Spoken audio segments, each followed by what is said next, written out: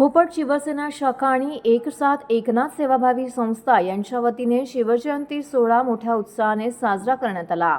महाराष्ट्र राज्याचे आराध्य दैवत छत्रपती शिवाजी महाराज यांची जयंती ठिकठिकाणी मोठ्या उत्साहाने साजरी होत असतानाच ठाण्याच्या खोपट शिवसेना शाखेच्या वतीने भगवा धर्मध्वज पूजन करण्यात आले। तसेच जिजाऊ शैक्षणिक व सामाजिक संस्थेच्या माध्यमातून महिलांसाठी खेळ पैठणीचा या विशेष कार्यक्रमाचं आयोजन करण्यात आलं होतं।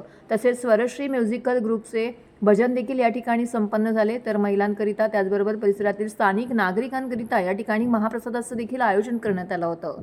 महिलांनी मोठ्या संख्येने उपस्थित राहून खेळ पैठणीचा या कार्यक्रमाचा मनमुराद असा आनंद लुटला। एक साथ सेवाभावी संस्थेचे संस्थापक अध्यक्ष शिवसेना शाखा प्रमुख मधुकर मोरे, सत्यवान गावकर यांसह इतर मान्यवर येथे उपस्थित होते। या उत्सवाची अधिक माहिती प्रकाश कदम यांनी दिली आहे। आराध्य दैवत छत्रपती शिवाजी महाराजांच्या जयंतीनिमित्त तमाम मराठी माणसाला, भारतवासियांना जयंतीच्या शुभेच्छा देतो। शिवसेनेच्या स्थापनेपासून बाळासाहेबांच्या आदेशाने जी तिथीप्रमाणे आम्ही शिवजयंती उत्सव शिवसेना साजरी करते। आज खोपट विभागातील सुद्धा आम्ही आज शिवजयंती साजरी करत आहोत।